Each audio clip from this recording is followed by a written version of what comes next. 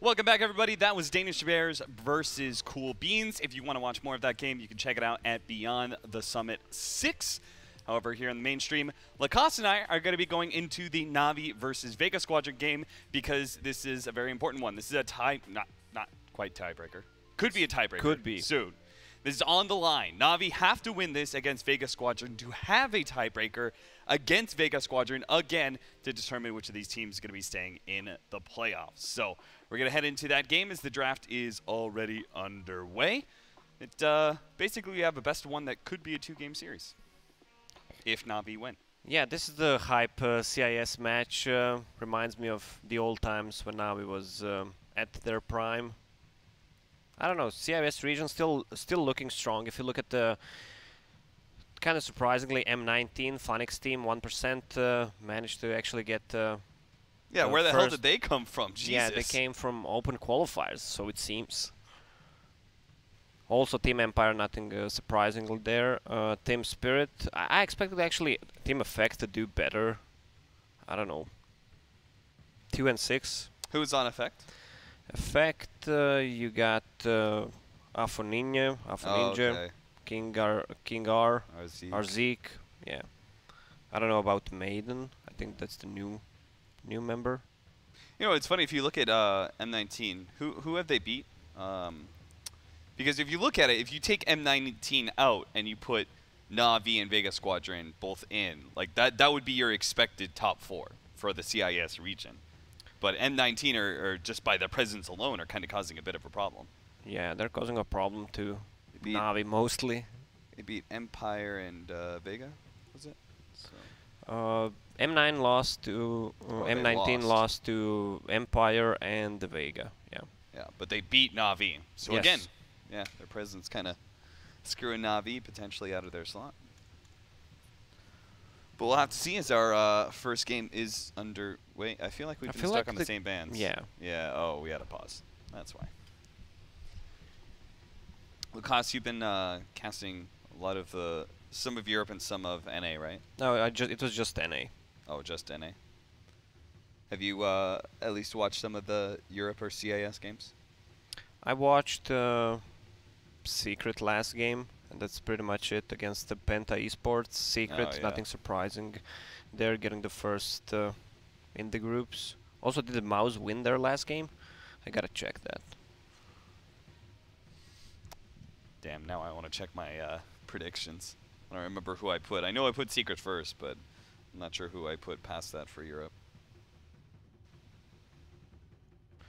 Oh, Mouse actually lost their game. I hear the sounds of it on pause. So hopefully our draft will get underway pretty quick. We're going to start with the Clockwork Sand King, Tree and Protector, all those annoying 4 positions that are very hard to beat out. Night Stalker's the last remaining melee 4 position. There's not too many left, right? You've got Nyx Assassin, Spirit Breaker. What do you think about Spirit Breaker? I feel the hero pressures early game, mid game, but he kind of falls off because he doesn't do anything else than that. I mean, he has no tower damage. I don't know. It's hard to farm with him. He's not like such a good lane dominator or bully. Like he doesn't beat out Clockwork or Night Stalker, right? Like those two can trade head to head, right? So if you look at Spirit Break, it feels like Spirit Breaker, in order to be viable, should be able to beat everyone out in that bully. Well, if you're lucky with that 17%. Yeah, I suppose it's possible. A little bit of luck, but if you can't bully everyone out, then why do you kind of pick that hero? Because all these other 4 positions could also tree Night Stalker, but they gotta all do something else. Tree and Protector gives you this heal on towers, super unique. Night Stalker gives you clear vision. Sand King gives you a hard initiator with really good team fight potential. Clockwork level 6, another hard initiator without Blink Dagger. Well, yeah, I mean, level 2 Spirit Breaker is pretty much the same hero as level 5 Spirit Breaker. Yeah. And when you're level 6, you're pretty much the same hero you will be in the game. For the whole entire game. So we're going to start with the first pick, Nyx Assassin, and NaVi going to pick up the Earthshaker and the Bane. I'm never too much of a fan of playing Earthshaker into Nyx Assassin, but it's still a strong hero. What about playing Bane?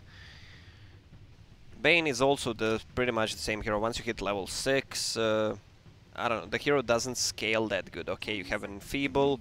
Other than that, the hero has no escape mechanism, has no farm potential at all. I think that's the hero that has the least farm potential in the game. Yeah, he's just kind of like, he's just got the value of Brain Sap, and that's really the only thing. Like, you can't even say really good things about Fiend's Grip unless you're facing certain heroes, right? Like, okay, if you have Bane, that means Juggernaut can't feel like he could just freely split push and spin TP out all the time, right? Like, you've got at least a threat there, but it's very hero specific. Most of the time, Fiend's Grip isn't really that good of an ability just because it doesn't seem to last. In comparison to like another kind of ranged bully, yeah, he's like Shadow Shaman, you know? Yeah, he is the strongest lane bully probably in the game. You like Shadow Shaman, he does a similar role, but he also gives you this really unique, like, I can threaten towers all by myself. No other support can really do that, right? Lesh, that's true. Yeah.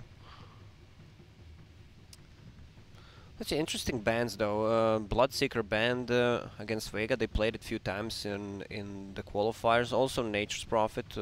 NaVi had a lot of success there, but I'm not feeling Nature's Prophet in this patch. Saw it in NA a few times. I mean, the hero needs so much. He's also the lane bully because Treant. I mean, if you come to a lane with 4 Treant protectors who have 36 damage plus some right clicks from the hero, I mean, you can't out-harass him. None of the heroes can. But he needs so much farm to be efficient, and has no also escape mechanism. And it's that's the hero you need to have the perfect item build, so you can actually fight with. Yeah. Can't make any mistakes. I almost like him more on the support than the core position, simply for that reason. But support Furion is actually like such a hit and miss pickup. Your first couple of rotations don't go well, and you will very rapidly fall out of the game. Queen of Pain is going to be the pickup for NaVi instead of the Lina, which is typically in this second pick scenario. That's usually your mid pickup. But, I mean, Lina, Quap, Puck, they're all kind of the same sort of category of mids, this right? feels like the patch is designed for Lina. You just hit some clarity potions up, push out the waves, and I've seen in NA a lot of teams, even after Queen of Pain is picked, they still pick Lina. I'm not sure if that's a thing in CIS. I think that they're grabbing the Queen of King just because they feel like Other between team those might two pick heroes, Lina, yeah. They'd rather have Quab. I don't know, both of these heroes are super good early game and through the mid game, and scale well into the late game, especially Queen of Pain with Mjolnir, when she hits level 25 with spell Lifesteal. It's even better than having a Satanic on certain heroes. But also Lina scales with her level 25. She can just transition into damage dealer. So Vega Squadron are going to accept that matchup, take the Lina versus the Queen of Pain.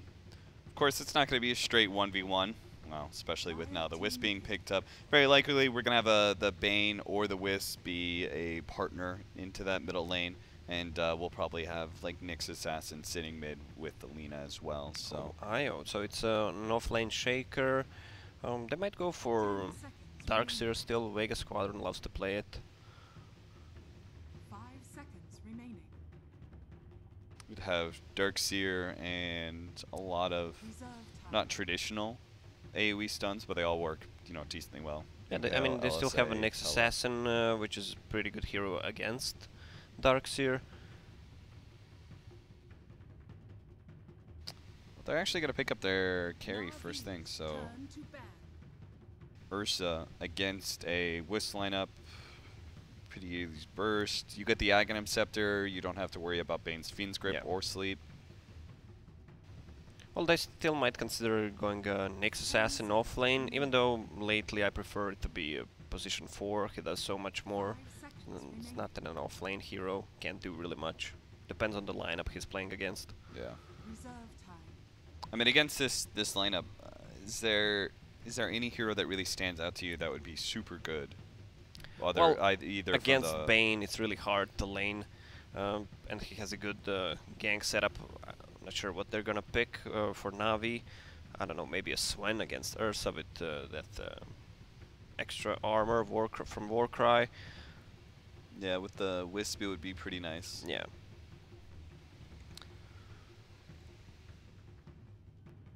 The weird thing about this Wisp is that he doesn't really have... I wouldn't say that these are the strongest partners, the other two cores, Earthshaker and Queen of Pain. Well, it's decent. They might still go for Thrall, that's one of the heroes NaVi likes to play. Also is good against Ursa with Blind. Yeah, I actually like that a decent amount.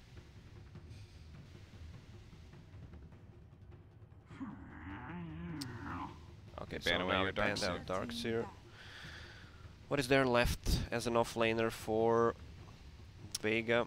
Legion Commander is out there. Oh, Legion Commander might be a good idea. Yeah, removes against the Bane, yeah.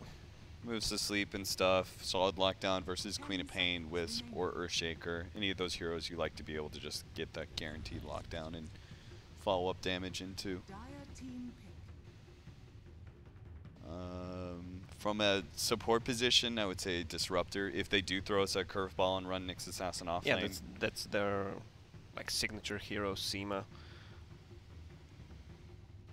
10 seconds remaining. But 5 seconds remaining. is there any other offlaners we're forgetting about? Reserve time. Enigma is still in the pool. Oh, Yeah. Tidehunter, wow. Tidehunter versus Wisp. Turn to pick. That's been a while. All we need is Kanka. Yeah. I don't know, I'm thinking about either Troll or Sven. Sven seems like a better idea. 10 Especially against seconds Tidehunter, because he can just go in with a BKB and just chop him. 5 seconds remaining. Yeah, I think as a troll you're a little bit more affected by Tidehunter's Anchor Smash and Kraken Shell. Sven doesn't care as much about that. Yeah, and Troll's BKB comes later than Sven's, Yeah. usually, plus Sven farms more, especially when Io stacks the jungle.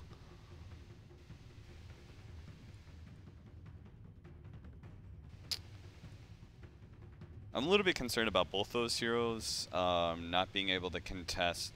I mean, honestly, I'm not sure if you're not really going to be able to contest this, Roshan. Now that I think about it, you've got Ursa and Tidehunter, right? It's hard to Tidehunter find just kind of people like that- parks himself yeah. in front of the Roach Pit while you're doing it. So I think you probably don't even consider that, and you 5 just say, seconds remaining. look, we're gonna have to give up that first one most likely. Lone Druid. Oh, that's the hero I didn't see from what, a long time ago. I don't even remember seeing it in the summit.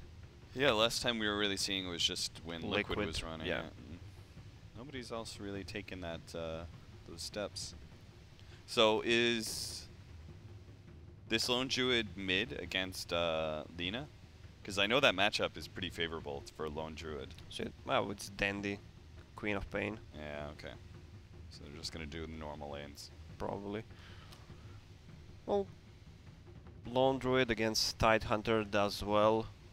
Also, it's hard to lane pretty much any hero against Bane. I expect actually Bane to start at the mid lane, just harassing Lina. Yeah. I mean, you have a 90 pure damage, 5 seconds. which heals you up for 90.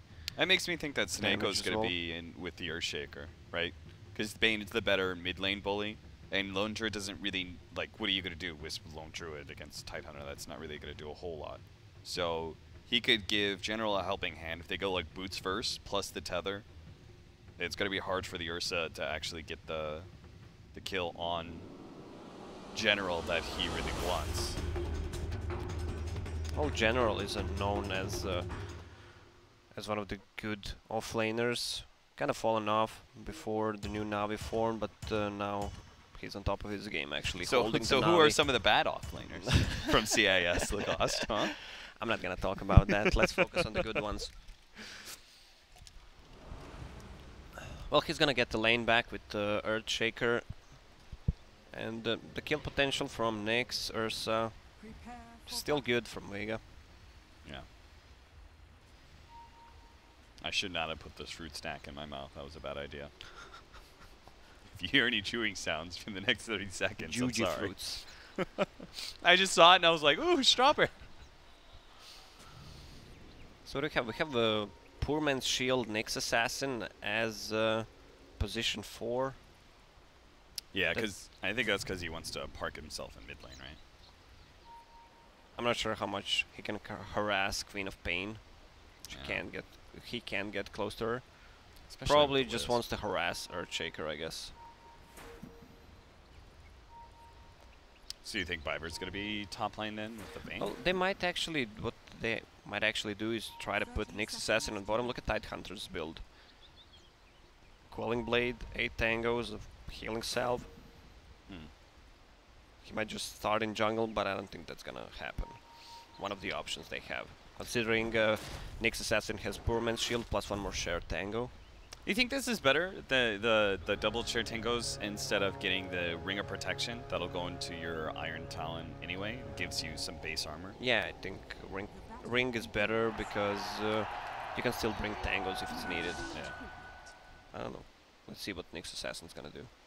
Oh, Looks like Afterlife might try and cut the creep Yep. wave here, so he's not faced in that really annoying 1v1 right away. And they actually managed to snipe the top rune, so it's 3 runes for NaVi.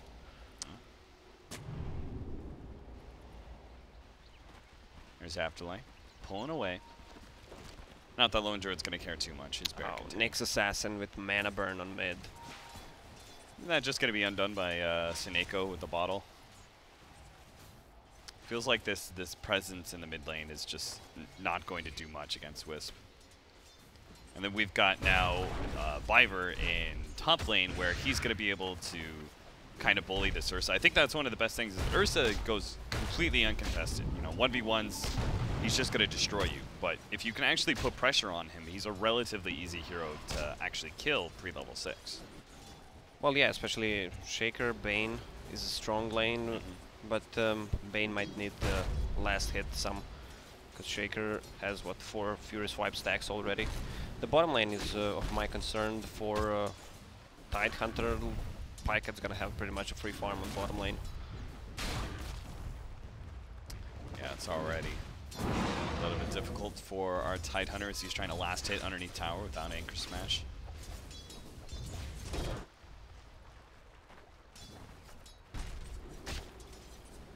A little bit later on, oh man, once they get to like level 3, this lane's going to be really difficult. Viper could always come in. It's really expensive, but maybe a potential kill setup.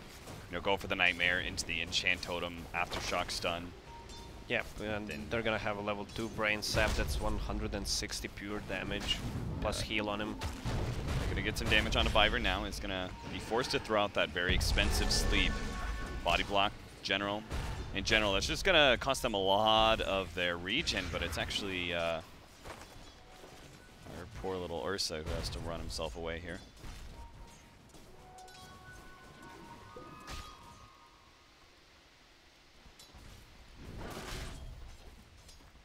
Well, Tidehunter actually doing really well on the bottom lane. Has 2 levels in Kraken Shell just to not get damage from the bear and the right clicks from the hero. Yeah, I'm surprised that even under tower, he's able to get more last hits than Pycat. But it's pretty much neck and neck so far. And our Earthshaker's doing pretty well for himself, 9 and 3. Viper's going to be gone on here. Slow it down a little bit, but not nearly enough. They do have a Brain Sap coming up as well, so Viper's burned through all of his regen, though. He may have to end up taking a step back to base, as there's still another 2 minutes for the Shrine. Yeah, it should be good. Just to give General some XP, the lane is gonna be pushed at the tower, and he should be careful. Okay, there's no mana on Rubik as well. So both our supports kind of. None of the heroes here have any regen left.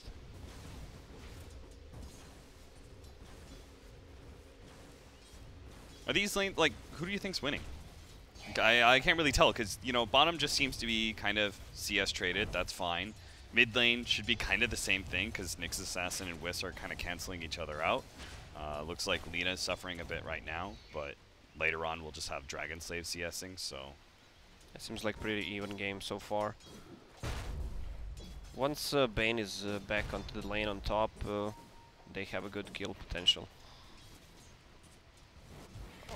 Ursa brought some of the region for himself. It's actually going to be a lot of damage on a Silent if he actually gets the double enchant totem Yeah, hit this is plus the the first blood. Fissure. First blood comes the way of Viver with the Brain Sap Seeds. Viver is playing all these weird heroes. Seems like he has a large hero pool. Oh, G's actually in some serious trouble. The Wisp Balls are going to help bring him low enough. Seneko is able to claim that kill. So the dual lanes all of a sudden working out big time for NaVi against Vega Squadron. Yeah, well, Wisp does so much more in the laning phases, especially. I mean, it's a hero versus one hero, but he has a bottle just to heal up himself, plus Queen of Pain.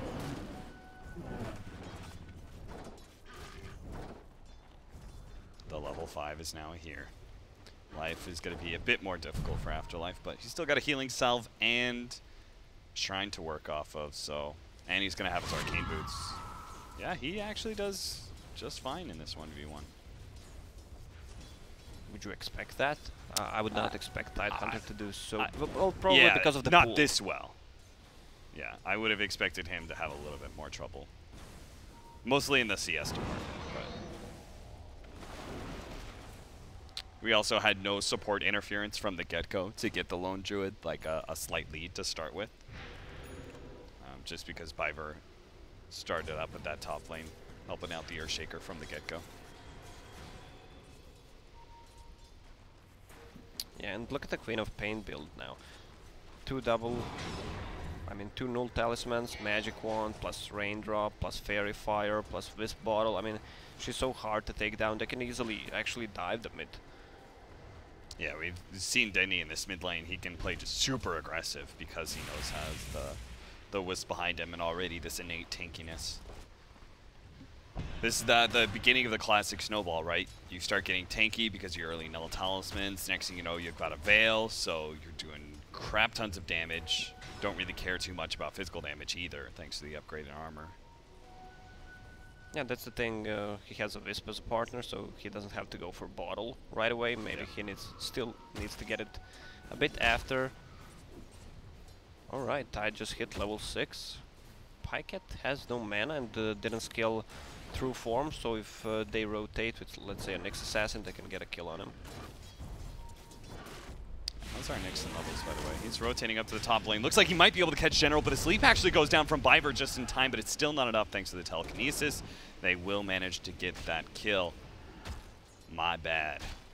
I wonder if he thinks he should have slept silent instead to stop the telekinesis and then just hope the Earthshaker dodges the stun. Probably. But, I don't know.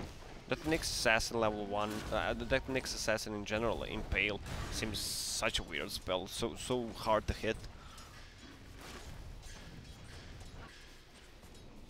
I'm actually surprised that Nyx Assassin has been such a big 4 position simply because the Impale is low range and hard to hit. It's got one hell of an animation to it. Seneco's actually going to come in, loops himself onto the bear to be able to get all the wisp balls onto Afterlife, bringing him pretty low, but they're not getting lucky on the entangles. So Afterlife is going to be able to limp away with just 180 HP. Yeah, he didn't even skill Ravage. He went for 3 in Anchor and 3 in Kraken. I mean, I'm down with that, right? You're not going to rotate out of this lane.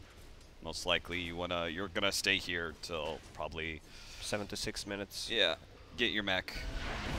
Seneko going to be caught by G. So he gets a little bit of vengeance for all that annoying wisp play that's been happening in the mid lane. Looks like they're also trying to set up at top lane. The support is gone. They could actually kill the Ursa here. Get the sleep off. It's a level 3 Aftershock. See, they're going to go for Fissure Enchant Totem hit, or just the Enchant Totem hit into Fissure, right click, and that is going to be enraged. But maybe Seneko can finish him off. Wisp Ball is still enraged. Now it's gone, and nails him with the last ball. 3-2 now. NaVi taking an early laning phase lead, but Vega Squadron not too far behind. That's a good gang setup from a Bane. But look at the heroes. Bane's not gonna... He's gonna have a hard time actually getting that Fiend's Grip off. Yes, for sure. So much stuns. You can't even throw it on Nyx Assassin for fear of just straight up getting Spike Carapaced. Can't really do it to the Tidehunter. because of Kraken Shell. So there's 2 members he can't actually just do it to. Later on, it's going to be Aghanim Scepter for Ursa. And then, so then you've got both Lina and Rubik, who are really the only targets. Top lane. All right, it looks like we're going to have another kill on this Ursa. They actually try and scare him up. They do manage to get off the Enrage. That is going to be kind of troublesome because Afterlife's here. He's got the Ravage too, but he's blocking our Ursa from being able to actually go onto the Earthshaker. Seneko hits him a couple times more. They are going to be able to get the stun onto General before he completes his TP. Didn't actually wander deep into the jungle and try and TP out, so he will be caught. That bit of aggression coming out from Navi is immediately resounded by Vega Squadron's rotations. Yeah, it seems like they didn't time the Fisher and the Enchant Totem right away. Didn't stun lock him, so he could have pulled the Enrage off. Can you Savage Roar Nightmare off? I don't think so. I don't think so either, because that was also something that Pycat tried to do. He tried to Savage Roar on the Nightmare. Radiant's bottom tower. If he had held that and used it for after the Enchant Totem hit, just to give a little bit of more of a window for the Fisher, I think that could have created a chain stun opportunity. Little mistakes from Navi does cost them, I'd say, pretty big. I mean, they really want to keep this Ursa down. They lost their Earthshaker, who's been doing so well for himself, was well on his way to getting Blink Dagger after Treads. Now that's going to be stalled up a bit. Well, at least Silent and Nyx Assassin are getting some levels, 1 on mid, 1 on the bottom lane because it's a free lane. Not anymore. Viver's actually going to... Is he going to try and set something else? No. There's no TPs. No level 6 either from the Wisp. Oh, he does have level 6, but he's not partnered with anybody.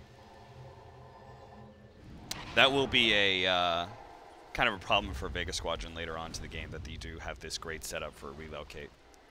Yeah, sleep into relocate. Oh. Oh, they managed to get the stun there onto the balls, but it's not quite enough burst damage, and they're actually going to kill the Nyx Assassin instead. Seneko stays alive. They actually clip G with the ultimate from Dendi. He turns around, managed to kill the Wisp, but now it's maybe G in trouble. Dendi has no mana. He actually has 1 more second for the blink out. Is going to be able to make it away just ahead of the LSA, and that means we are not going to be able to chase him down, doesn't look like, as much as they want to. There's still General nice there. stun from Lina there, or you can say bad positioning from Io. He just went into LSA. Aloha Dance is about to finish up his Vlad's, so Roshan is available. Are you a fan of this build, by the way? The Vlad's build on Ursa as opposed to the Morbid Mask into like an earlier blink? Well, the game's not going well for him, so I think just the Mask would have been better. Finish the blink so he can actually do something, and then upgrade it into Vlad's if it's needed. I think the early Morbid Mask, I think you're right, it changes, it gets you out of that laning phase area, right? Once you get that Morbid Mask, you can spend more time in the jungle, because at that point in time you're also a threat for Roshan, so just being off map is going to force the enemy to do certain things. Well, yeah, it's 1.2k gold to invest in Headdress and Ring of Basilius, so it delays your dagger a lot. Blink, dagger, 1,000 gold away for the Earthshaker. I love the build on Earthshaker though, with power threads. And once he gets to level 10, that's plus 20 strength. Becomes a tank as well. Sioma, ooh, misses the stun there. Pycat, they're actually have the Bear be gone on as well. The Fiend's Grip turnaround, they're going to go on to G with the Wisp relocating Dendi in. They have a great setup opportunity here. Sioma does manage to get a little bit of time there from the Spike Carapace, but is still going to end up going down. Tried to play for a quick kill onto the Lone Druid, gets turned around on by the Wisp relocate. Vega needs to be careful about positioning and that relocate whenever it's up. They need to have an answer, probably have a Tide Hunter trying to bait with someone. They don't have the real answer for the relocate. No big spells. If they just try to go on, let's say, Lina, Rubik, even Ursa, that hero's probably gonna die. Seems like this whole lineup is going to be forced to 5-man quite a bit for Vega Squadron, just because I mean, the relocate outnumbers you, but also if you split push, you get caught by Earthshaker or Bane. It's going to lead into a relocate follow-up. Kind of guarantees the kill. There are not going to be a whole lot of opportunities for Vega Squadron to farm efficiently around the map, which is why they really needed to win their laning phase, right? Yeah, they still need levels on their heroes to be efficient. Okay, Ursa just finished Vlad's. Tidehunter has ulti, so we can expect them trying to force a Roche fight. Yeah. That's the way to get back into the game for them. They get that Aegis, then they can turn it into a push onto the mid lane or something. Bottom, we did have Sioma actually getting a solo kill onto Seneko. So good pick off there. Our Tidehunter is actually going to go for the 50 damage as opposed to the 150 health. I feel like that's pretty acceptable since you're not often the target. If he was dealing with maybe like a Disruptor, you know, like an AoE silence that they could actually burst the Tidehunter down before he gets off Ravage, then maybe the HP would be of more concern. But there really isn't anything like that here on this NaVi team. Yeah, I don't know. Tidehunter will not be in front lines trying to deal damage. Header goes in and then he has to go back. I tried it a few times. You can't get any hits off. We'll see how that works though. Oh, you don't like the 50 damage? It looks good on the paper though. Let's see if the damage can help him. Dandy just chasing him away. 4 bottom from the side of NaVi after they took that tier 1 tower top. There's a blink on Earthshaker already. 15 minutes in, that's a good timing though. Yeah. It's pretty good timing to maybe make some sort of smoke play. Well, they actually smoke without the Earthshaker here. He's going to TP in behind the tower. They do manage to catch the Nyx Assassin. Fiend's Grip. Telekinesis is going to be able to stop that one. Silent doesn't steal it, though. He's going to go for the seal. Gets the scream out there. Now they get the Ravage follow up, and Dandy is already down, but now disconnected. No! Today, oh, Lacoste, what's happening? Oh, you disconnected. I disconnected. Wow, the Earthshaker just blinked into Tide Ravage. He could have gone 5-man Echo Slam there, but unfortunate timing for him. So what, they lost both the Queen of Pain and the follow-up and the Earthshaker. Yeah, Earthshaker and Queen of Pain couldn't get any spells off. Rough. What a timing. Yeah, what a time for disconnect. Well, at least Vega Squadron, they did get the safe lane tower out of that, but it does mean they're not going to be able to immediately take Roche anytime soon with the Ravage on cooldown. Yeah, but the thing is, for NaVi, Blown Druid still didn't die, and he's pretty much free farming, sitting on top of the network, getting close to that relic. Bloodstone almost here for Lena. This is very critical timing for Vega Squadron coming up here in like 5 minutes. That's the if they can get the Blink Dagger on Ursa in the next couple of minutes, 2 minutes, and try to force 1, maybe even 2 fights before Radiance is up, just to secure the Roche as well. It could go well for Vega. Yeah, they get the Blink, they get Roshan, they get Aegis. They bully NaVi, take some towers, win some fights, get some Bloodstone charges. Next thing you know, you're going to have a Shadowblade Lena who's actually a threat to Queen of Pain, the Wisp, the Earthshaker, Lone Druid. All those heroes are actually going to be threatened by, you know, a farmed Lena. Yeah, well, this is the thing with Bane I was talking about. He's level 7 right now, 2k net worth, and the hero is not going to grow. I mean, he's going to sit on that pretty much. That's why I think the Mana Boots is not a good investment for that hero. Maybe just try to get a Staff of Wizardry and just upgrade it to a 4-staff later on if it's needed. Or whatever, just get a medallion, whatever, just get those early items, I guess, cheap items. I actually am having a hard time thinking of a worse Bane lineup, you know? It's like, he's hard versus to play. Rubik, so free Fiend's Grip steal whenever he wants. There's a bunch of stuns. There's 3 heroes he really can't Fiend's Grip for a variety of reasons. It's such a hard game. Oh, God.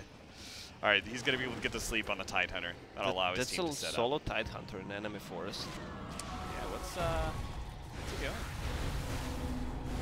He is It's going to take a little while to kill him, actually. Maybe. Oh, God, the Ravage actually went out there. Dendy, he has his ultimate. He has the blink. If he wants to, he can go for it. He's going to let it loose. It's barely enough to pick off Afterlife. But here comes a turnaround sound until General comes in. Hits the combo onto 2. Manages to finish off 1 before he dies. The turnaround scream there from the Rubik as he died, but still, meanwhile, they're going to move forward and try and finish off Siom the Slayer. Not quite able to do it. Yeah, meanwhile, Ursa is doing Roche. Oh. Aloha Dance sneaking it in here. Popsy in rage. NaVi, you probably heard that roar, and they're like, oh, he's in Roche, but it's too late. Maybe they can still catch him, though. Is the Shrine ready? 40 the Orchid. They should be able to take life number 1. Let's see if Vega Squadrons can square up. He doesn't have an Enrage. No Enrage, no Ravage. Toss back of the Bear. Dendy actually sidesteps that one. Meanwhile, G comes in, almost finished off Seneko. It's the Fade Bolt that managed to get that kill, though. And they do manage to take away that Aegis from Aloha Dance, but don't manage to actually bring him down that second time. So now Vega Squadron are going to be able to take that mid tower, it's looking like. Radiant structures. Still no Ravage for 80 seconds. But I think Vega wants to fight still. Lone Druid is going to get the Radiance from this wave. Better if you're NaVi just to wait out that Radiance. It's such a huge peak.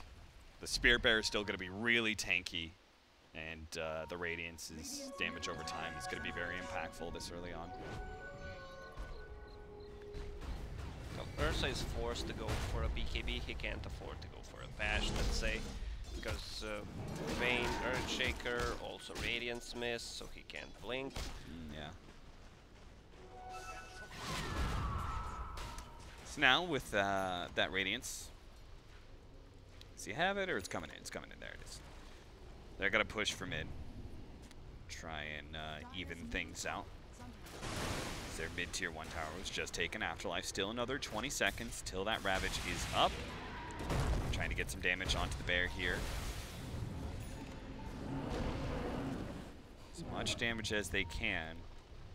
Ken still has an extra one, so not sure if this is really the fight G the rest of the boys want to be able to take. They're going to go on to the Wiz here, blow up Seneko, nice and easy, no real committal so far from Vega Squadron.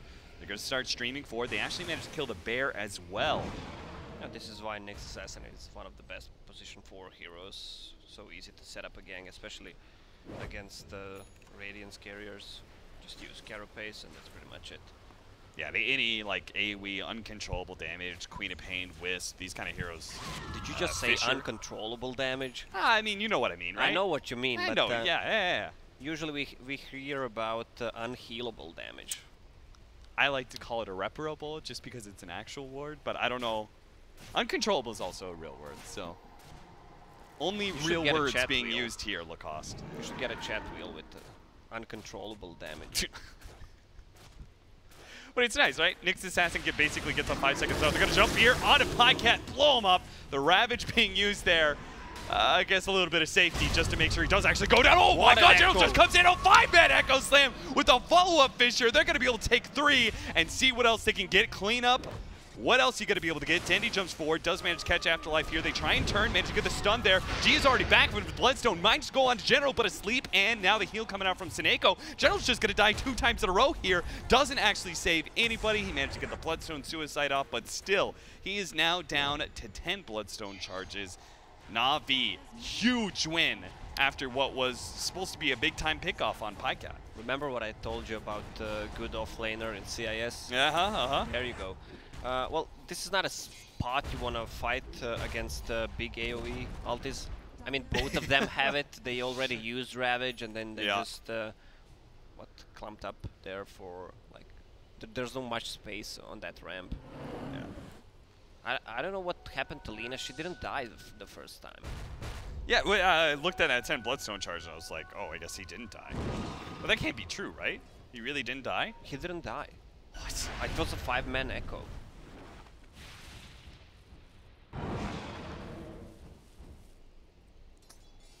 Too bad we don't have an instant replay for that one, because where the hell did he go? Oh, what a big hit from General.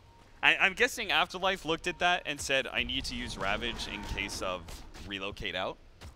You know, that's kind of play. You get this big AoE stun. Wisp isn't able to tether, relocate, whatever hero they're going on away. But the result was it only hit the lone druid, who was going to die anyway. Yeah, it was a solo lone druid there pretty much until team backed him up.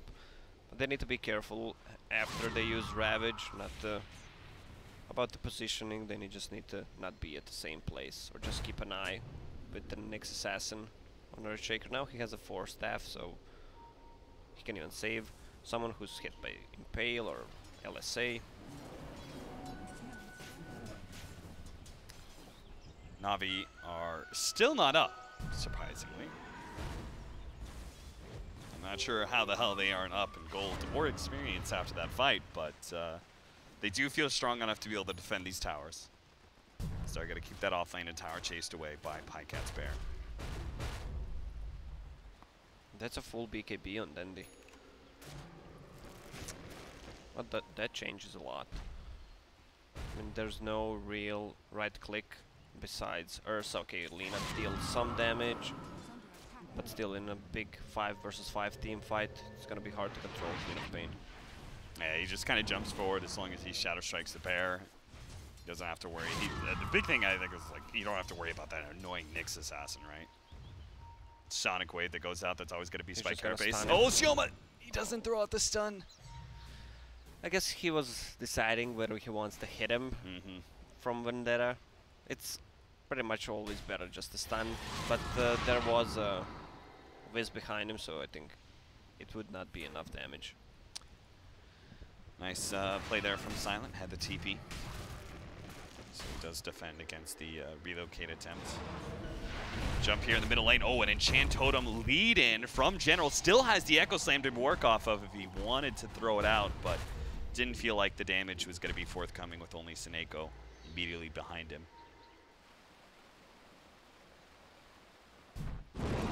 Talent 3 on Pain. Plus 200 mana. Now he has 1000 mana. When is he gonna use that? He really does not need those Arcane Boots. Either that or he needs plus 6 armor. But the other talents, plus 250 health, cast range. Well, that level 20 is a good one. Yeah, he's got both some ones are decent good. later game ones, but feels like he's just still such a bad mid-game hero. You Like need to have the perfect positioning from that hero. Have to see what was used in a team fight to know when you can actually use the Fiend's Grip. I mean, that hero could get some buffs, to be honest. Tide Blink with Guardian Greaves. Echo Slam immediately used. They have to follow up, but now the Ravage comes in. Sioma also follows that one up onto the Earthshaker. Jendi does manage to get off his BKB. It's not going to save General's life, of course, as he's going to be comboed up by G. Viver. Not going to be gone on, but does get his Nightmare stolen by Silent, which may be a nice little ability to have. Oh, Roche may respawn in 5 seconds. If it respawns right now, we'll see. Where's that Roshan time? Oh, 2 minutes. 158. So, fortunately for NaVi, don't have to worry about Vega Squadron immediately falling into the pit. Vlad's now complete for Pycat. Trying to get his full set of Lone Druid items. Vlad's AC. It'll be a nice little aura. Still waiting to see 12 slotted. 12 slotted Lone Druid. Yeah. It needs to be a, what, 90-minute game, probably.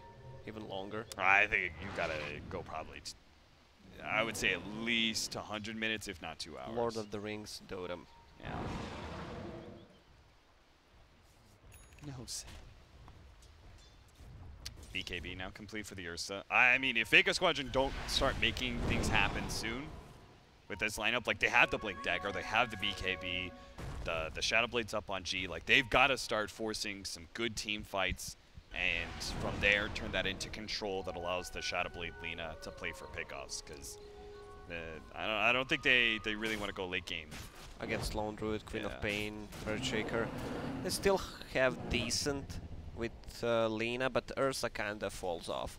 Yeah. I think Lina would probably be pretty decent late game carry against Lone Druid because he can just right click down the bear so easily, but or Ursa would be in a whole lot of trouble. Yeah, Ursa has no items. Has what? BKB, Blink. That's pretty much it. So you got 10k net worth, while both the Lone Druid and the Queen of Pain well ahead of him. Ravage is gonna be up on when Roshan Oh, comes. no! Dunked. Oh, best offlaner CIS. 5-man dunk to 0-man dunk. There is no greater hero Did to he just zero pause the moment game? than that. I think that had something to do with the Echo Slam, just to tilt them. Yeah. Just lie and say, oh, technical difficulty or something. Spilled my water. Now it's an easy Roche for Vega. Yeah. Because he missed that Echo Slam. Oh god. 0 to 0, baby. 0 to 0. Well, Vega Squadron, perfect time for them to make things happen. They'll get an Aegis and cheese. I'm sure G will be happy about a cheesy treat. Yeah. Well, Ursa was kind of selfish at the start. Didn't even want to hand the little cheese to.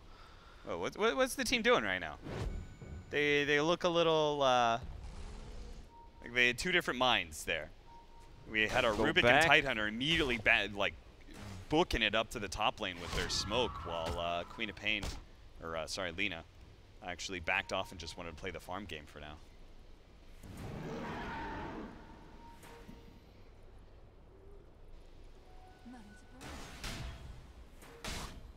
I'm getting annoyed by this Bane. Actually, like, why would you pick that hero? You know this is gonna. You know this is gonna happen. Like, you have a hero who's just sitting there in the forest doing nothing, and if the game continues, he's gonna do that for the next couple of 20 minutes. Pycat saved by Seneko. Good pullback there, Seneko. He'll still be giving away a Bloodstone charge to the Lina most likely. Oh, actually, maybe they get a pick off here. They have an Invis as well as a Vendetta. What are you gonna set up here? Sioma and Slayer. There's the whisk kill. They're gonna try and burst down Biver. Looks like, oh, he just used Brain Sap too. That's perfect. They needed the extra burst damage, and they get it too. So now General a little bit too slow on the Fissure to be able to save that support. So both supports down on the side of Navi. Vega Squadron still struggling to maintain like real control of the map because this Lone Druid is so fast at being able to push out the waves. Yeah, but look at the Tidehunter. He's level 18. Has a decent farm. Once he gets 4 staff, it's gonna be easy to take pretty much anyone down. Is that the only 4 staff on his team? Yeah. Oh, Slayer gonna be able to get the follow-up stun there, and the Ravage.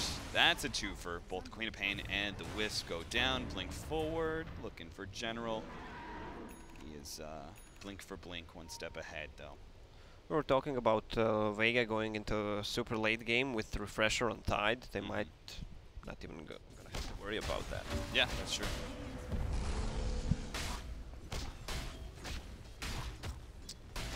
They've got really good control for the Spirit Bear too. Looking at this, they've got Gosh Anchor Smash, but it's the Nyx Assassin. Like every fight is guaranteed 5 seconds of stun, right? Yeah. Radiance into the Spike Carapace. Plus Lina with 150 attack range, and look at the damage Lina deals just from the right clicks. Yeah, already sitting at 200.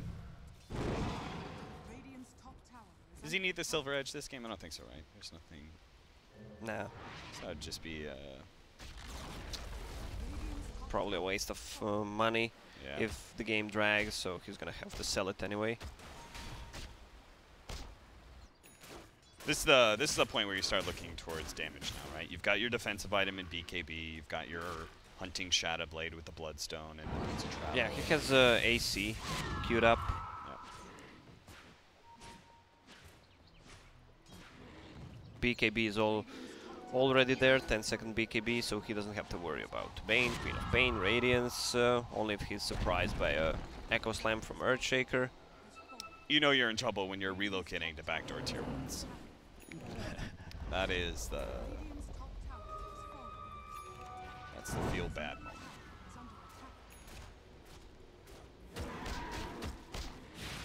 Meanwhile, Vega Squadron feeling pretty good. Sioma, the Slayer, already has a Yol Step.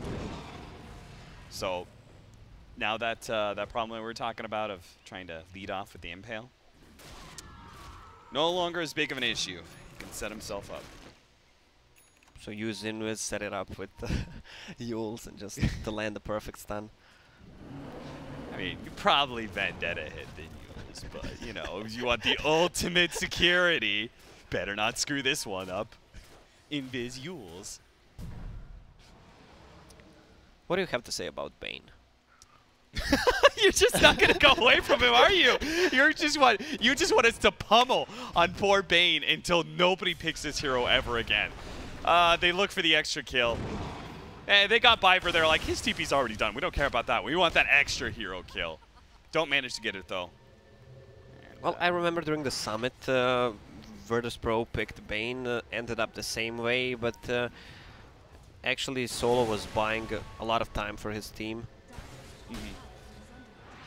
I am not a fan of the Bane. Not a fan of that hero that has to die so that your team has the space to farm.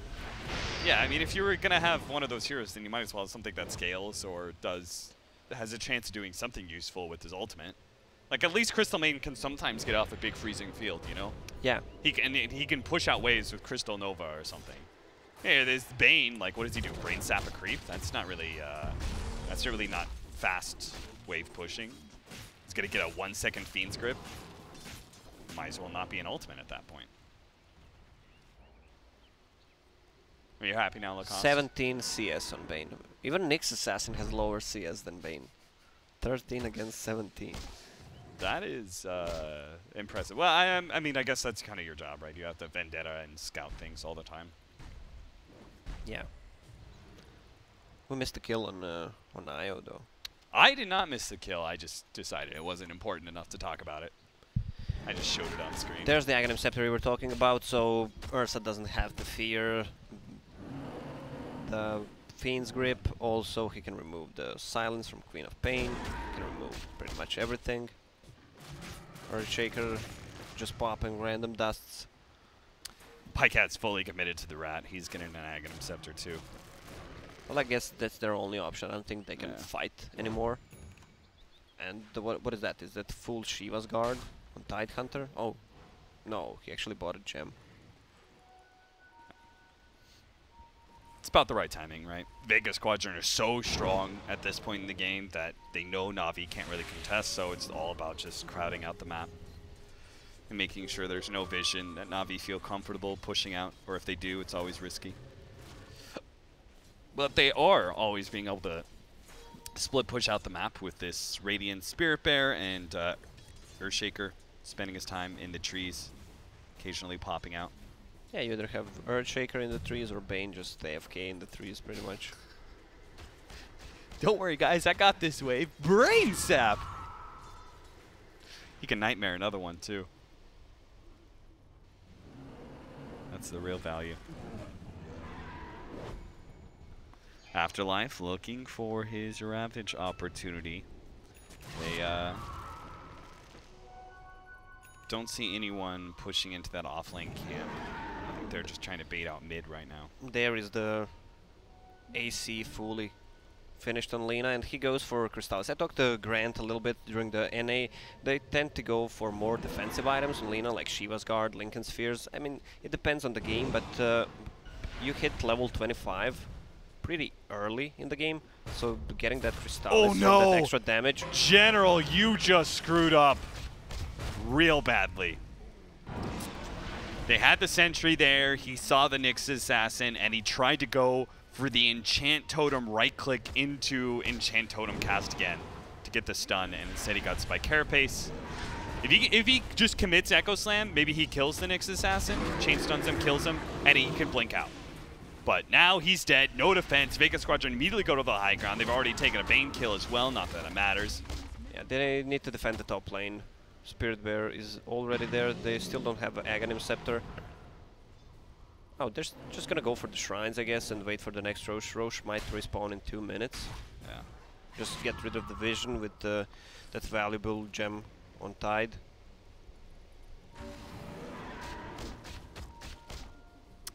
Man, you You talk General up, that 5-man Echo Slam, and then I ever love since, to jinx it. you jinxed the hell out of him. I'm going to tell them. When they lose this game, I'm going to tell them, go ahead and write a handwritten Blame. thank you note to Lacoste for jinxing the shit out of you. Well, if they got a good Echo there, they could have gotten the pickoff, the one they missed, and the Roche was alive there, right? Yeah. You know how many Navi fans there are out there, Lacoste? I don't know if you know this, but you probably want the community on your side as a caster. You just pissed off a whole lot of fans. They're like my beloved Dendy What do you isn't mean? going to TI. I'm a Navi fan since what? 2K10. Not a good Wait, time. so you bandwagon them after they won TI? Is that what not a good time to be a Navi fan. No, not anymore. Hard times. Falling on rough times. And it's about to get a whole lot rougher if Navi get caught here. Again, Yules. Biver is whatever, right? He's not. It's a Bane. It's not a hero of impact. It's a large creep. Well, I'm glad he has that 1,000 mana pool, doing so much casting those spells.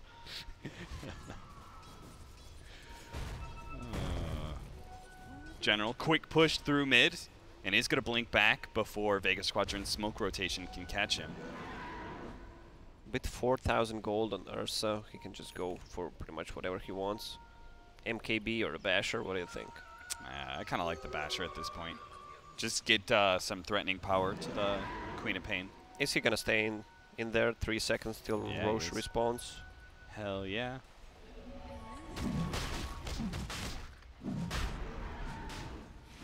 So Aloha Dance. Get himself an Aegis. Pick up an Abyssal pretty soon if he wants.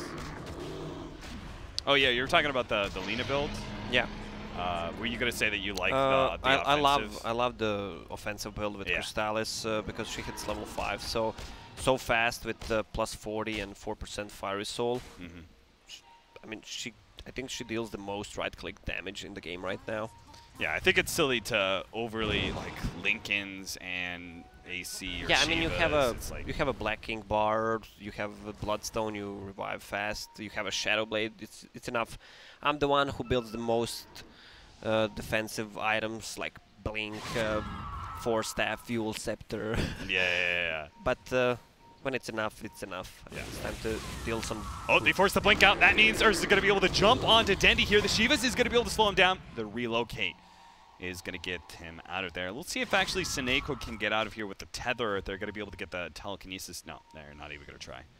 They're going to back out. They have a tier 2 to, well, not tower to defend, but the creeps to defend against the split-pushing Spirit Bear. They do get it and save their creep wave in the process. Alright, Ursa with the Purge. Or Diffusal Blade. Okay. What is that for? Does anyone have Ghost Scepter? No. No. No Ghost Scepter on, well, it removes Glimmer Cape, right? So you can, I think you can get it, like, as you throw the Glimmer Cape and there's that fade time, I think you can stop that, but You need to I don't think be that's the super reason fast. he's doing it. What is the reason he's doing it? Why that over the lockdown of Abyssal? Yeah. I can't Does it find any purge off logic. Does it purge off Nightmare? Well, maybe. Don't think it purges that's off the Fiend's thing. Grip, that's for sure. It doesn't purge Fiend's Grip, definitely. Either way, Aloha Dance Double on the damage front Lina. lines. It's gonna wear off pretty soon, but still, look at the damage. Glyph is going to protect against some of that damage. It's now away, though.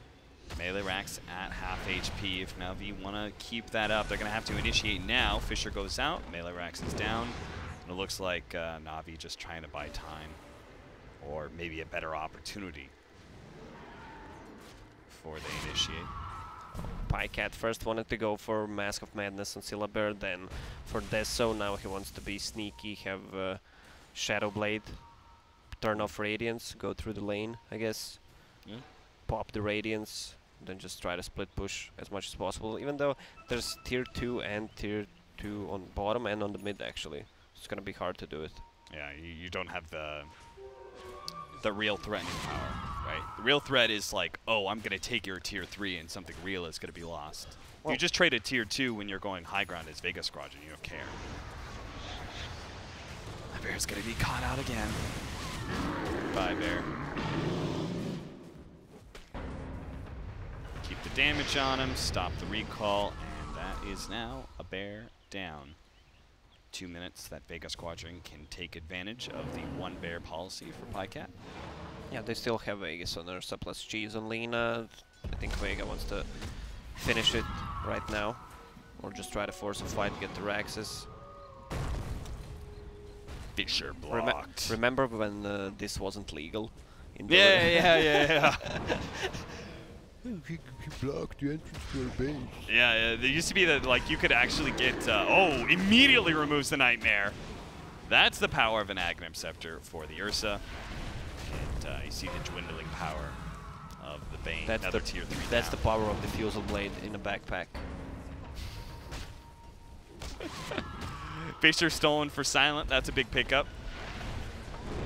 They are, NaVi's just trying to buy time. They got the Spirit Bear coming in. They're going to have to initiate here if they really want to get something done at top, stop these TPs back or something. They are going to be able to catch Silent, turn around, two-man Fisher as well.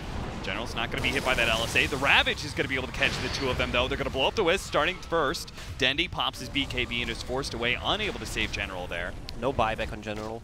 And not enough being done here in the top lane. He took the tier 3, but no melee racks. So no real advantage being gained, as I doubt he's going to be able to take the shrines anytime soon. Meanwhile, Vega Squadron just keep on racking it up. A 20,000 gold lead, 25k experience, a Bloodthorn. Now for G, we have that Diffuser Blade from the backpack.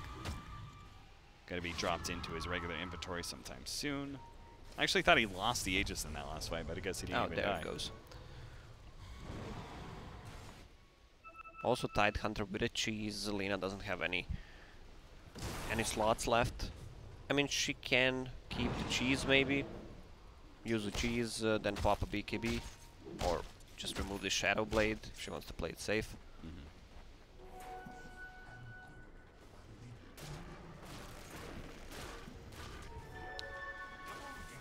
Alright, team.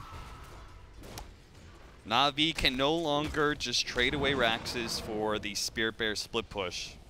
They are going to have to man fight Vega Squadron. Ursa with a cheese now. Oh, Echo Slam actually laid out. They're going to try and blow up the Ursa, stop the cheese from being used, but a two-man stun comes out now. Both cores are down. Ursa comes in, rips apart Biver as well. Buyback comes out from Dendy. They are going to turn things around. It's actually the relocate forward here. Puts PyCat in a really terrible position where he is also going to die. No buybacks on any of these other heroes, so NaVi will call it. They are out of the TI qualifiers. NaVi, once the top of the CIS region, quickly filter to the bottom. Vega Squadron get themselves in for that top 4. Sad day for NaVi indeed. This is gonna be the first TI without the Dendy, right? Yeah. First TI without Ice Ice Ice. First TI without Dendy. Well, maybe first TI without a Misery. Could be, though they're looking pretty good so far. Yeah, But yeah, so who do we have? We have CIS.